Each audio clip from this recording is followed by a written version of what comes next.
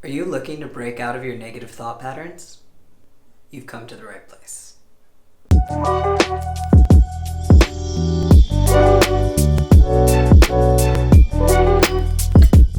What is up, guys? Namo Adesh. I'm Stefan Peel. I'm a communications scholar, media literacy advocate, and law of attraction practitioner, here to help you navigate the wild times we live in. Now today, I thought I'd share with you some tips and tricks that I've used to break out of my negative thought patterns in the hopes that it'll help you too. Now, I used to be such an overthinker.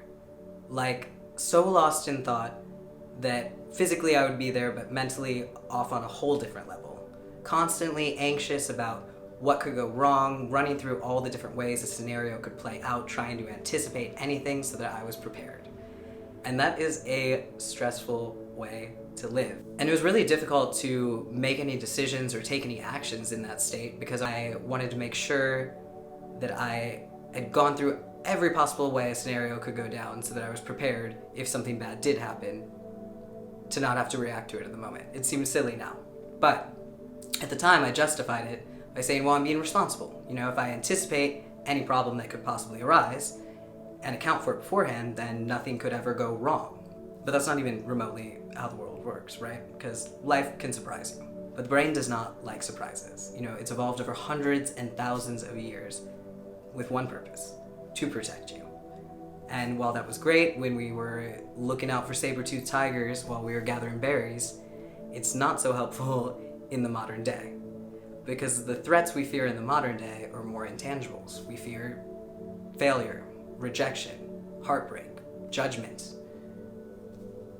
And those aren't things that we even necessarily need to be afraid of or need to be avoiding. In fact, they're markers that you're out there taking action, playing the game, living your own life. Things that the universe wants to see. So in some way, the brain is actually trying to protect us from living life. And it's even harder to break out of this mindset because of the shortcuts that our brain relies on.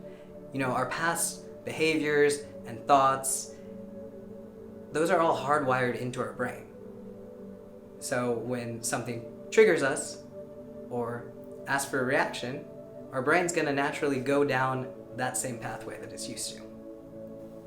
So how do we break out of these negative thought patterns? Breath work, yoga, meditation, any physical activity that gets you out of your head and into your body and grounds you, it's going to be great for breaking out of these negative patterns. But we're not always in a place where we can go take 20 minutes to do some asanas or do some breath work. You know, there are going to be times we're alone with our thoughts or we're trying to achieve other tasks and a little ego mind in our head won't shut up. So how do we shut the mind down quickly in those situations when our usual practices aren't available to us? You know, one of the most helpful things for me I found was naming my ego reactive mind. It's fine, you can give it a little variant on your own name. Mine is called Steve-O.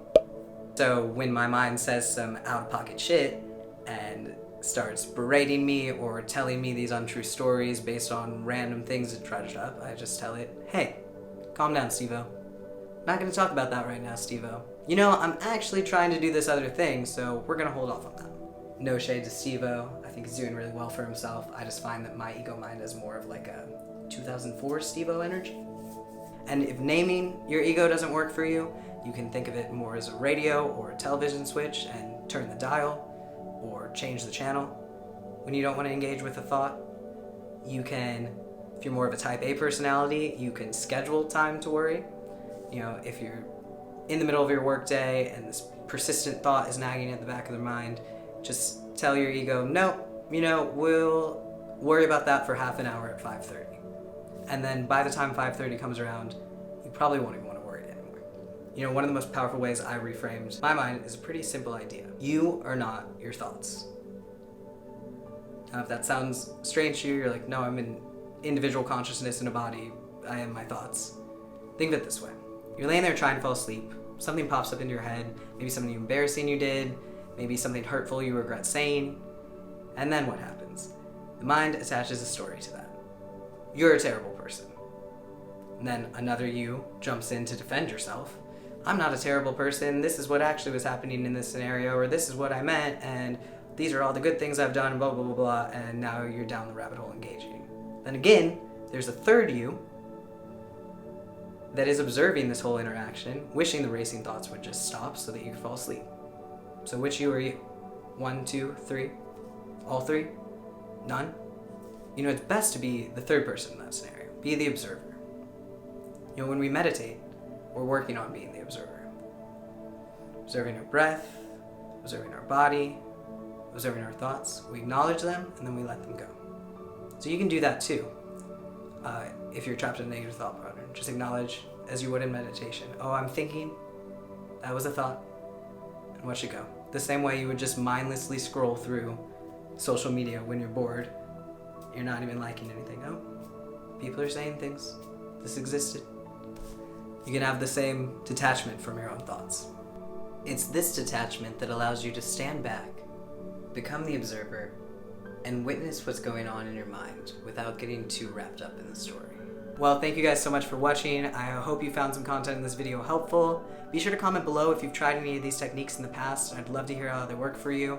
Or let us know if there's anything else that you do to personally silence your negative thoughts. Don't hold out on us. I'm sure everyone would love to hear the wisdom. You can never have too many strategies to find the high vibrational frequencies and really stay in that positive mindset. So again, thank you guys so much for watching. If you got any benefit out of this video, please hit that like and the subscribe button. And don't forget to hit the little notifications button, because I'm committed to bringing you 3 new videos a week so that we can all continue learning and growing together and not only survive, but thrive in 2021 and beyond.